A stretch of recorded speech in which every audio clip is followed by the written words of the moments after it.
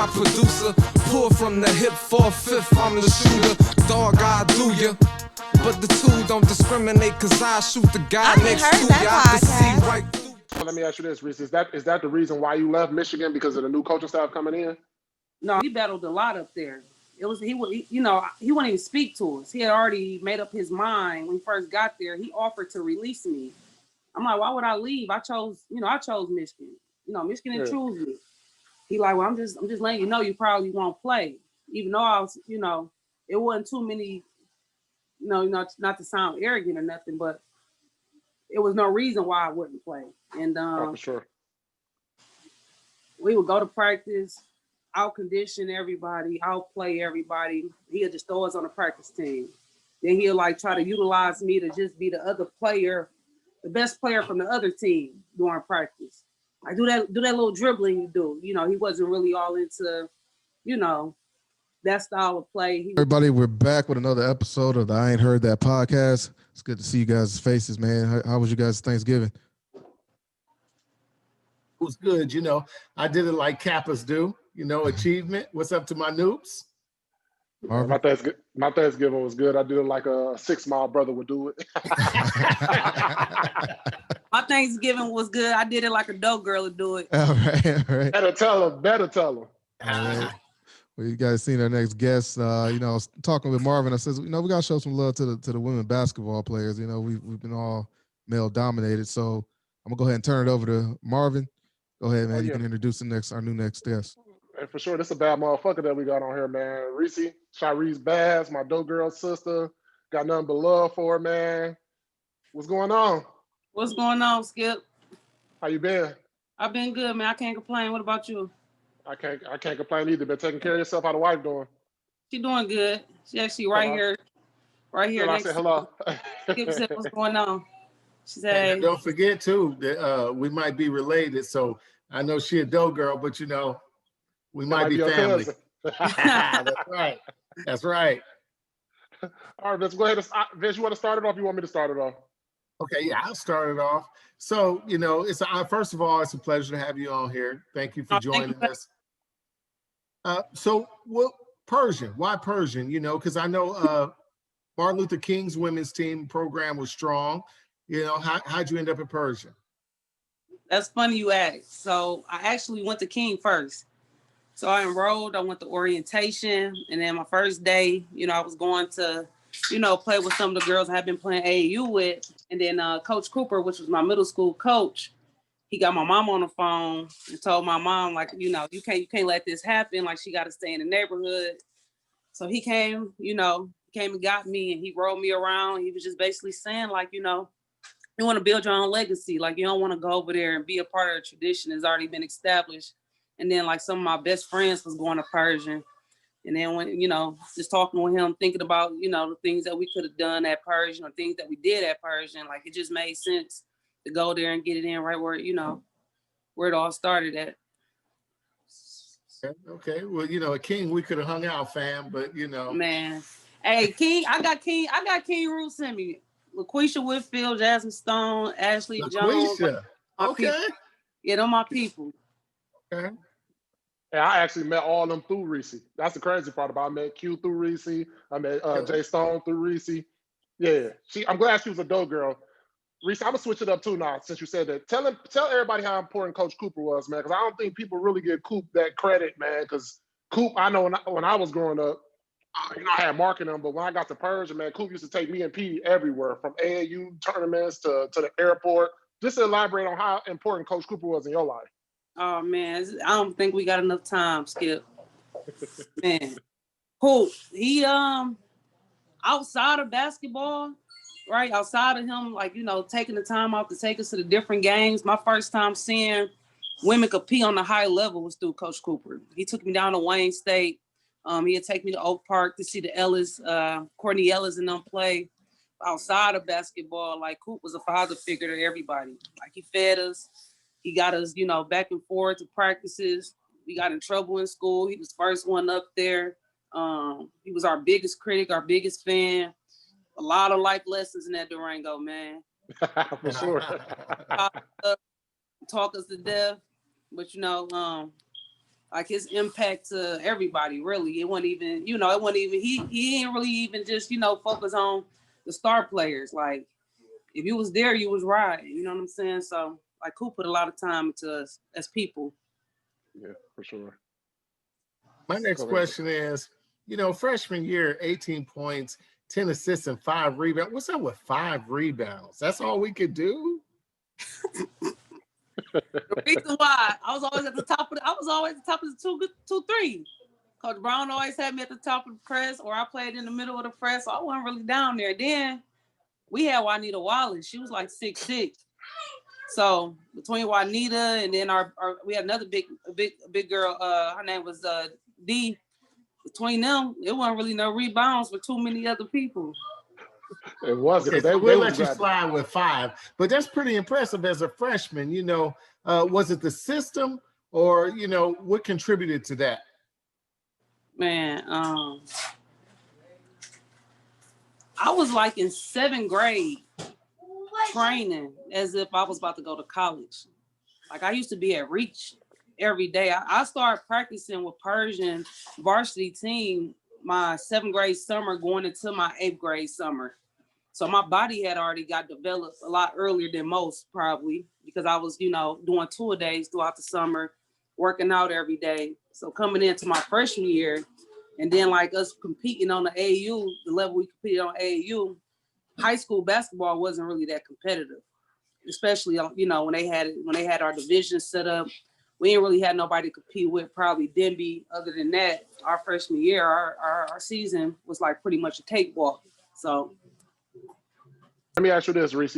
Y'all whole 4 years was coached through Coach Brown, right? Or did you have Miss Blackburn too, a little part of that? Oh, so Lisa popped in and popped out. She popped in and popped out. She made sure she was at our game. She always supported us, but she was more so tied in with Renaissance. And then Coach Brown, she had us up until my junior year.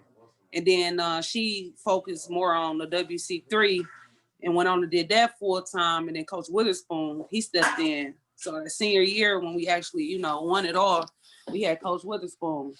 Those sets. Man, them sets was crazy. So well, it's a two-part question.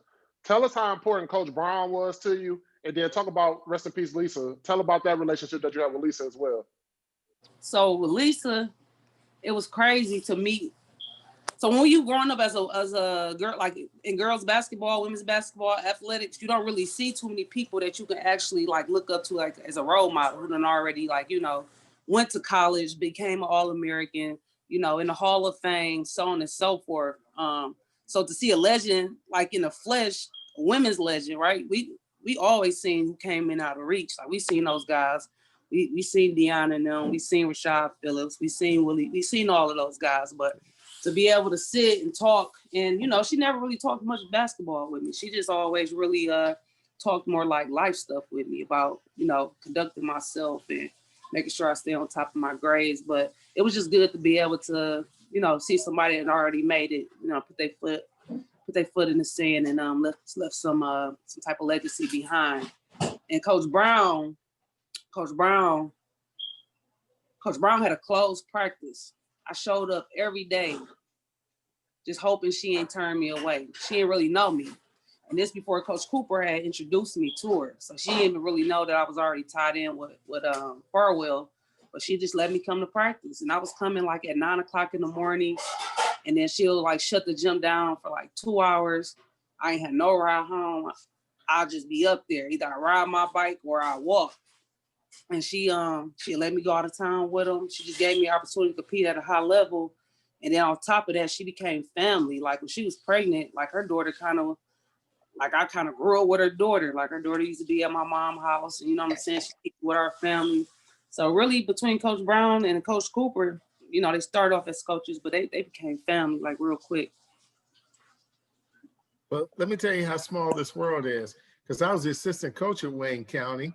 My brother's the athletic director and the head coach there still. Really? Yes. So you know Coach Brown?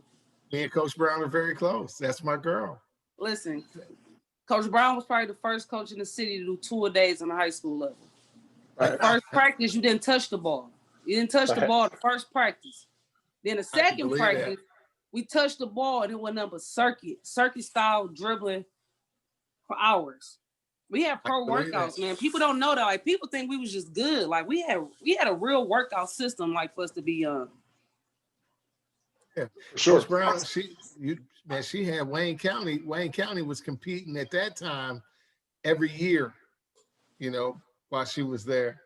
So, question I got for you is, I know you went to Nike All-Star, All-American camp, and you also played AAU. Do you think that camps are something that's missed now because it's predominantly AAU, or would you like to see camps come back?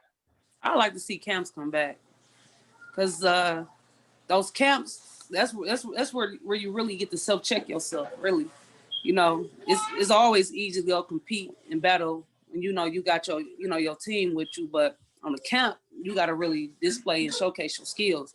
And then you're going to get somebody on every level that's just as good as you, if not better. So I like the camp style, really. When I went to Nike All-American camp, we had just came from Portland. I was like, you know, swelling and stuff, but I got there and I got after it. And that really kind of gave me an opportunity to gauge myself, to see what I needed to work on, or how well I measured up to some of those bigger name guards that was there. So speaking of that, so Reese, you know, I know the story, but our viewers don't, man. Explain that, because I believe that was your junior, you're going into your junior year that you was diagnosed with lupus. Yeah. So explain that, because, not to cut you off, man, because I seen your, like, people don't understand, man, your spirits was still the same as if you was just the same person, man. And I ain't never told you this face to face, but I admired the way you fought and the way you went through all that stuff. And then your pops passed too. It was just like a kick after kick, and you were still able to come to school and still kick it with us. And, you know, you still had that same energy, man. Explain the mental process of going through that. it was a roller coaster, Skip, man. I didn't know if I was going to be able to play again.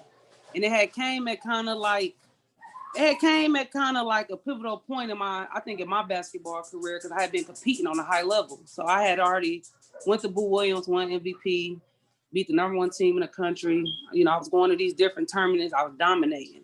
So at the time, you know, you're 15, you just thinking, you really just thinking about yourself. So I was a little selfish then. And when I got sick, I initially thought the world was over, but it probably was one of the best things that happened, really, because I was able to humble myself, and I was able to really put things in perspective, right? Like, yeah, I love basketball, but it ain't the end all be all, you know? Oh, for sure. I ain't really had no other choice but to keep pushing. So I told my mom, I didn't go to school for the longest. I didn't want to, because I was sick. My mama came in one day, was like, your ass need to go to school. I remember. Hey, listen, Brika, I got to school. Brika, like, this is everything you miss, and got me together in like 3 days. So it wasn't for Brika. I don't know. I would have passed that year. My teachers was gonna look out for sure, but Brika had it already squared up. She had my packet ready when I came back. And Rebecca, and for our viewers, Rebecca is my girl best friend, man. Super good woman. I'm a godson to both her kids, man. That's a great woman. Yeah, Brika the truth. So talk about your junior Olympic camps and some of the people that you played with there, got a chance to compete against. Oh man, that junior Olympic camp, that was a special. So that was special to me only because I got invited to that post when I got sick. So when I got sick and I came back, a lot of people didn't know I wasn't really 100%. Like, I still got off, you know, but I didn't really feel that same explosiveness. You know, getting to the basket was a little more difficult. I'd be in pain a lot of the time. So I actually went down to Boo Williams my junior year, and I thought I had played horrible. But McDonald's scouts, I mean, not the McDonald's, but the Olympics, USA Olympic scout was there. And I probably had only scored like 12 or 14 points. And Jasmine Stone had already got her invite. So I didn't really think I had a shot for it. And I got back from Boo Williams, and about 2 weeks later, they sent it in. But, you know, going down there, and I was there with like Tina Charles and Dee Dee and Amber, some of these girls still in the WNBA right now. And it was funny, we was there, and I was just seeing like their stature, you know, how they work, you know, their work ethic, being able to compete. I was probably the shortest guard there. It was another girl named Diamond from Arizona. She was pretty good, but that Olympic camp, that was a tough one for me. We had I forgot the guy's name, but he used to coach for the Grizzlies. Older guy, white hair, but he worked us out.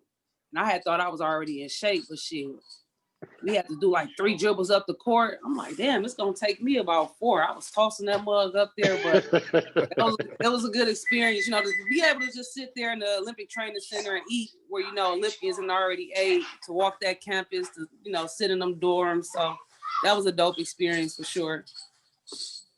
Well, that kicked off also, I'm sorry, Skip, but that also kicked off like the Adidas, you know, where you were one of 10 selected or something like that? Oh, yeah. So I ended up, so what happened with the Adidas, and it's crazy because I was really with Michigan Crossover. So when my dad had died, I woke up one day and I was just like, I want to stay home. I used to want to, initially I wanted to go out of state. But after everything happened, I woke up out of a nap and was like, I'm going to Michigan. And I caught everybody by surprise. And it was before that summer. You know, the summer was everybody's big summer. And I kind of committed. And, you know, I had a few people tell me like that was kind of selfish of me, because by me committing, that kind of took me off the radar, which means, you know, possibly limit other people, you know, being able to get seen out in the AU circuit. So I made the decision to still commit, not to take no official visits, and then not to travel with Michigan Crossover. So I was just at home one day, and Coach Riley, which was the Adidas coach, called me and was like, I heard you ain't traveling. I'm like, yeah, I'm just going to, you know, spend the summer at home. He like, if you could just do me this one solid and come on this one tournament, you know, we down these many people. So I ended up hopping on the tournament. And right after that tournament was the Adidas All-American camp, and I got selected to go there.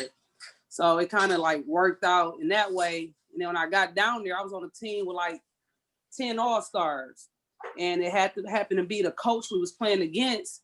He told me like, you know, you half-assing it out there. He like, you on some bullshit. I'm like, I'm a guard today. I got this shooter, I got this post. He went and got the Adidas director and brought him to the game, and they split our team up in the middle of the game. He sent me to the worst team and said, nah, go play. And then that's how I ended up making the All-Star game, because I had no choice but to perform. So, I mean, shout out to Adidas, but I couldn't even play in the All-Star game because of Michigan rules. That's a whole nother story, but that's how I ended up getting after it. But I was really down there just coasting, chilling. So you already answered I guess you answered the question a little bit, but why Michigan? Because I know once you signed, man, you and Petey was in the Maybach riding around 7 Mile, man. It was like I thought I signed too. You feel me? I'm excited for both of y'all, because I'm like, you gotta think too, man. Me growing up, all the stuff I done seen was through you and Petey until I got to that level where I was getting the same love too. But y'all was like the superstars of the neighborhood. So why Michigan? And then explain all that. Man, so it happened when went down to Boo Williams, and it was like every college coach in the country there to see the family from Indiana. That was the family women's team. So we didn't even know we were playing them. We thought we were playing some underage team that just made it to the championship. So we down there, they walk through the door. They all 6'5", 6'6". They guard 5'11", right? We only got 7 players, 7 in rotation. Nobody else, 2 on the bench. And I got busy. Long story short, I hit the game winner, won MVP. And the Michigan coach called my coach while we was on the road back home. She called him. Then when I got home the next day, she called me again. Then when I got sick, few months later, she kept calling. She kept calling my coaches. My calls had kind of slowed down a bit. You know what I'm saying? So at the end of the day, she knew she knew my condition. She knew I probably would or probably wouldn't ever live up to what I had once been, but she was just still loyal. So Coach Burnett, she was a real woman, Southern woman, and she just showed loyalty. She was consistent.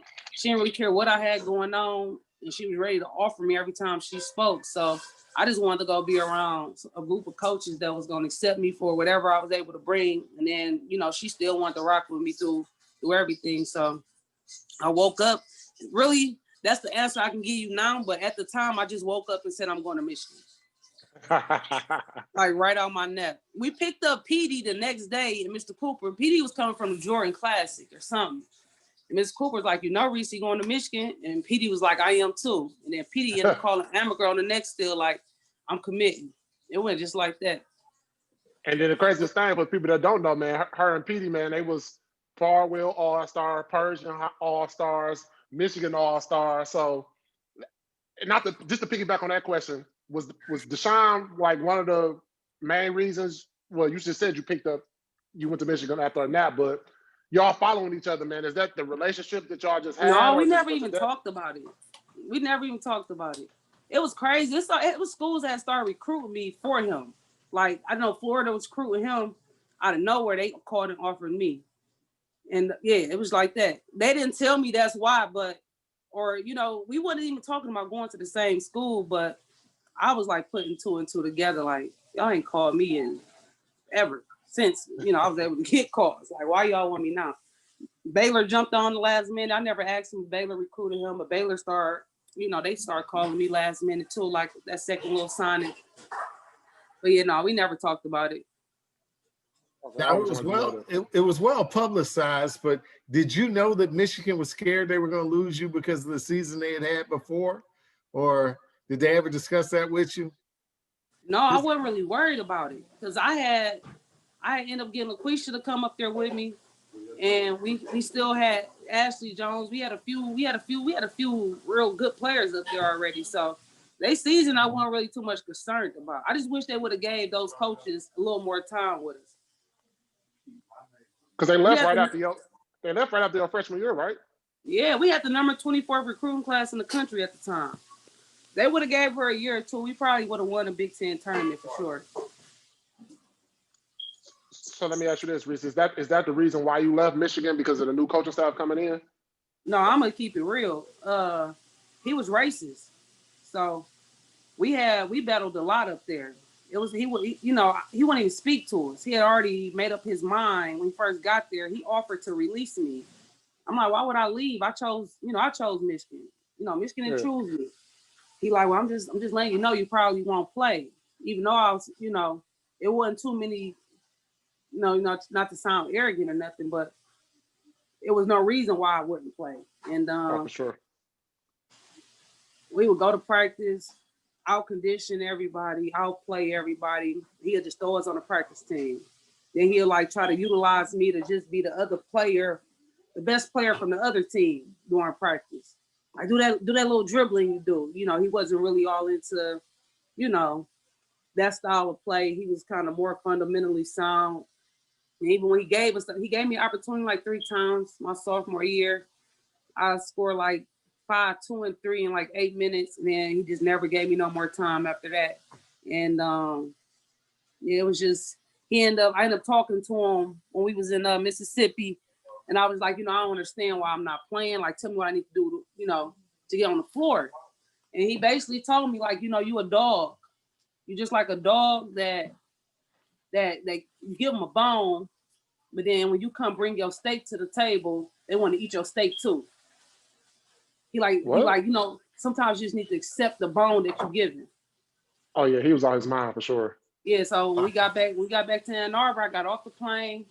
I went straight to the AD office and I signed off. Because I always wondered that, because I'm like, man, Reese and Q are the 2 best players out of Michigan who can get busy. Why are they not playing? It was a style of play. Makes sense. Yeah, it was a style of play. He wasn't really feeling it. He had already made up his mind that we was like ghetto or aggressive. He had made up his mind that I needed some type of academic assistance. I had to ask him, I said, have you even looked at my transcript? Like I had a 3.3 last semester. He's like, oh. He had seen that I had got a C my freshman summer. And that was the only class I took, which made the GPA, you know, low. That's the only class I got credit for. But yeah, it was a lot going on up there, man. So he's good degrees too. Absolutely. Hey, Don't when I know Michigan State and them had Kalen and Darrell Summers and them up there, he called them a bunch of thugs in practice one day. He said, you want to play like them thugs at Michigan State? We like thugs. They far from it. They far from it. Good That's what families, I'm saying. everything. That's what I'm saying, man. So did you have a relationship with Western Kentucky, or what made you pick Western Kentucky? It was Eastern. So Eastern Kentucky. Yeah, I was done playing basketball. I was just gonna finish off my degree there. But the assistant coach there used to be my AAU coach at Michigan Crossover. And, you know, I sat on it for a minute. I kind of got out there a little bit, try to figure out if I was going to play or not. But, you know, my passion wasn't really there. My confidence was already gone. And I forgot how we got in contact. I think I had said something to her about coming down there. The coach had already been familiar with me. So I went down there, met with the coaching staff, and, you know, ultimately decided to go down there and further my career. So let me ask you this, going from the Big Ten to Eastern Kentucky, is it a SWAC or the WAC? I think it's the, I don't remember. GMAC, is that one? Is that something? I think it is one. No, it's the. Is that the OVC?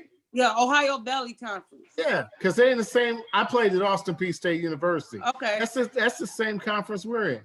Yeah. Okay, makes sense. So did you see a big difference coming from the Big Ten to going down? Well, yeah, actually, I don't know if you consider it going down, but going from the Big Ten level to, was it easier? You know what? It was a little harder because because you got players that love the game but don't got as much talent. So they will play like these 2-3 pack zones, and people will play hard in zones. You know, typically when you zone up, some teams don't really do too well. They kind of play lazy. Man, they'll play so hard in those zones. So it's like a few teams. They did a lot of that packed up. I couldn't even read. I don't know what it is. It's like everybody just be packed in. But on the grand scheme of things, the talent level is nowhere near what it was in the Big Ten. But by the time I got down there, my confidence was kind of down. I had started getting sick again. So, you know, that kind of played a factor into my performance a bit. It's a lot of 2-3 pack line where they don't allow no penetration. None. Yeah. Listen, whoever created that, man, they geniuses. You ain't got to be athletic. You just got to put a little effort in. It's over. I think the score used to be like 40-35 or something. Nobody scored. So first one to 40 win. First one to 40 win, man. So I'm gonna take a little left on this one. Give me your top 5 players you played with and your top 5 players you played against. In Michigan? Period.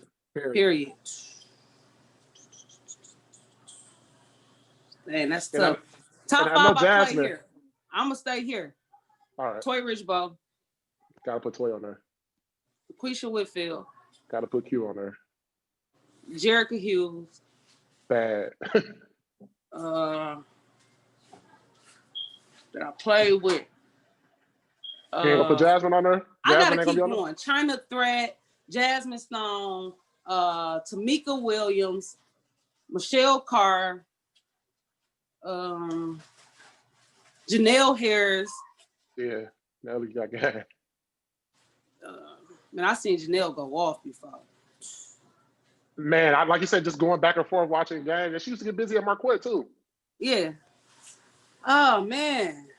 Did you like Jessica? Like, you know, them just the people I actually like suited up with. But as far as like the talent in Michigan, man, it was all cold. Like our older Michigan crossovers, Ashley Powell, Marissa Thrower, like I could go on and on about them. But in a country, just period, Tina Charles,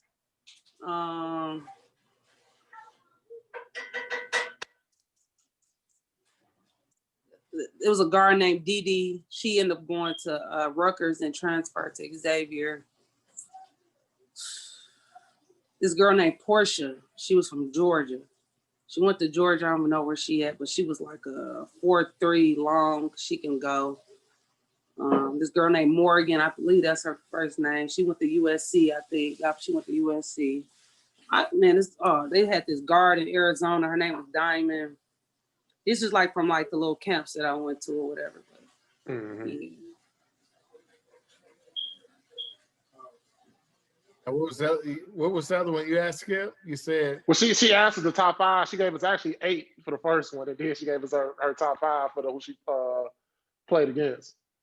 Okay, so I want to know about this Michigan State rivalry. Is it just as strong on the women's side as it is the men's side? I ain't never felt it. Never felt it? I ain't never felt it. It get deep though. It's serious. It get real serious. Like some of those shirts that they make on campus, I don't even know people were allowed to sell that type of stuff. Like the language that they put on there. And even now, like, you know, while I'm at work, a few people know I went to Michigan, and there was one guy, we haven't had a professional conversation since I met him. Like every time he see me, it's just all state, all Michigan. But I've never rooted for Michigan State ever in my life. But I don't hate them. So one of the segments on our show we do is cut, bench, start. So since it's you, I got actually 2. I'm gonna give you a professional one, and then I'm gonna give you one from the city, and then you gotta cut, bench, start on each level. So I'm gonna start with the professional one. You got Cheryl Miller, Cynthia Cooper, Diana Taurasi. You got to cut, bench, and start one. Cheryl Miller, Cynthia Cooper, Diana. So I'm biased. Cheryl Miller, I'm cutting her. What? Cheryl, she's one of the baddest MFs as a woman. You're right, but she cut. 100 points in the game. Listen, she cut. Can you elaborate on why? And she just my ear. You got to think. I'm like 9'8". I'm watching Cynthia Cooper and Cheryl Swoops go crazy. For sure. So I'm biased. I wasn't able to witness Cheryl Miller go crazy. I've heard all about her. I've seen her, highlights, but Cynthia Cooper, first person I ever seen, and I was starstruck. For sure. She get busy. My first pair of basketball shoes was Cheryl Swoops. My first jersey was Cynthia Cooper. So I'm connected and I don't even know, but Cheryl Miller cut Cheryl Swoops. I'm going to bench her, and then I'm going to start Cynthia Cooper. Okay, I thought Diana Taurasi was in there. No. DT was in there, but if you want to go with that, that's cool. But DT, she was in there. Damn. That's like saying you gonna bench like Jordan. Like even though that's what I'm saying. She a bad. She cold. Diana Taurasi is cold to me. Man. She in my top 5 all time. Cooper gonna get cut. I mean, Cynthia Cooper gonna get benched, and then Diana Taurasi, she gonna start. Okay, that's all right. I'll take that. Now this one gonna be tough because I know the relationship you got with all 3 of these ladies, but you got to cut, bench, start, huh? Don't put me in that position. You know I'm gonna have to. So you got. We do it every show. You got Q, Jay Stone, and Taniki Crook. Cut, bench, start. Man. You got to cut, bench, start. I want to hear it. And this is about to be the crazy part. Man. Whatever you say, we about to clickbait it, and that's what I'm about to use on Facebook. This how we gonna start it. So, and I know they're gonna all call you if you. So you gotta make this wise on your picks. So listen. So this how everybody be? Yes. Man, what? Yes. Yes. All right. So Taniki, I was with Taniki when she was, she was just in the hallway getting her agility together. She was jumping. Coach Brown was getting her together. She was doing mic and drills for hours out the day. So I seen Taniki grind and I seen her grow. I fucks with Taniki, but I gotta cut her. You cut time? If I had to bench somebody, it would be Jasmine Stone, and that's my dog. Like that's family. Jasmine? I'm benching Jasmine. I listen. Me and Q, we done laced them up for years. We was doing 3 miles together, so it hit a little different. And then, listen, Q, when people don't know about Q, if it's the last shot, give it to her. Even if she missed, she's going to get the rebound. She loves scoring that much. She had thought off the backboard. It don't matter. Give her the ball. She gonna make sure she get that ball in the bucket. So I gotta start her. She gonna get she a gonna win bucket. the game. Listen, she don't care if she had 20 rebounds. If she ain't got 20 points, she ain't satisfied. She going after it. Man, that's what I'm saying. People don't understand, man. Look at, like, especially being around you and Toy and T. Riley, and then seeing other girls play, man. Q and Jasmine was some bad, man. What, they went back-to-back cities or state or something? They ain't do back-to-back cities because we came through. They didn't do back-to-back cities. We beat them our senior year. Exactly, but they did back-to-back states though, right? They did back-to-back states. Yeah. Early on in high school when they, they had Alicia Jones and Tamara Riley. I ain't gonna go there, but They all bad though. All three of them ladies on that list bad. Yeah, we didn't cross state lines plenty of times and went to war. Okay. So I'm a fan of women's basketball. I take my daughter to the WNBA games. Love women's basketball. I know a lot of people say, besides dunks or whatever, I'm a big component as to why we can't get women paid better. What do you think that reason is? As far as it's just not enough fans, not enough spectators, not enough people who actually love to watch it and pay to go watch it and pay to get some Diana Taurasi shoes and so on and so forth. And then you got those big time, companies who can sponsor it.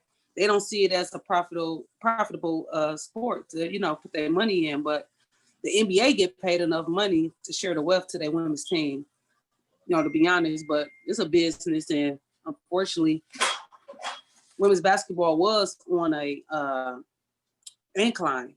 The shot, I seen them almost sell out a few times. And at one point, women's basketball was, going towards the right direction. But I feel bad for those ladies. They got to go overseas to make a living. They come here and they make pennies. But hopefully one day. I'm glad you said that, because that was my next question. I forget her name, but she had to go overseas, ended up getting hurt and missing the entire WNBA season. Tore up her knee. They got to go overseas. Most of them got to go overseas in order to, to just make a decent living. Other than that, they getting paid the salary that you get paid if you're making $13, $15 an hour, for an annual. And they got to play pregnant and all that other stuff, just to even get those checks. So hopefully one day, man, Skip gonna get rich and he gonna put some money into the game. For sure. I love the women's game, man. That's what my next question for you is: who are some of the young stars? Because I know you're still a fan of the game. Who's some of the young stars you like in the WNBA now?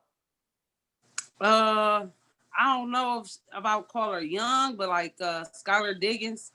Yeah, Skylar. I think Skylar. She is fire. Like, she can go. For sure. Tough as nails. I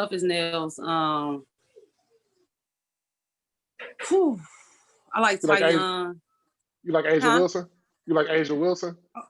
Asia Wilson get busy. She get busy. The game is like, the talent has actually improved over the years.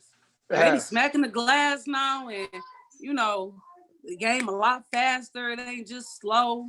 They scoring 80, 90 points. So, the game has improved. The players have improved. It's fun to watch, but, everybody not a fan of it. No, for sure. I don't see how they could not be a fan of it. I mean, because it's some of the best fundamental basketball you are going to see. And yes, I'm a fan of fundamental basketball. Being a coach, I'm a fan of fundamental basketball. So I hope to own a team one day. That'll be dope. I just want to scout for you. Okay, all right. Well, we can make it a family business. Oh, for sure. But I'm gonna give you a name to look out for.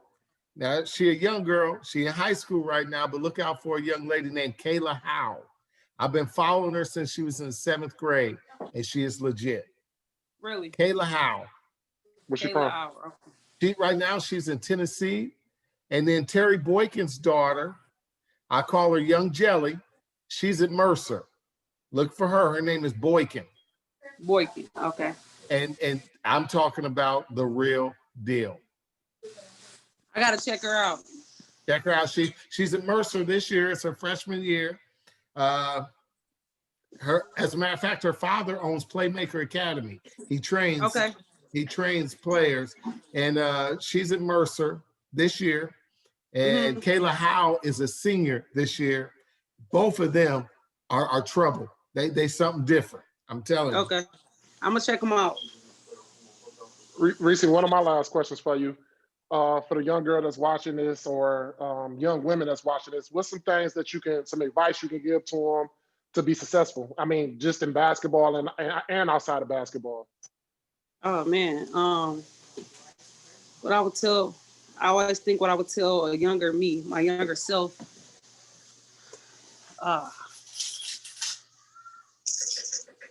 You going deep, Skip.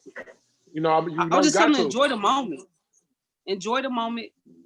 Compete always, even when you're not even in a game. So life is nothing but a big competition. Understand wins and losses. Life, right?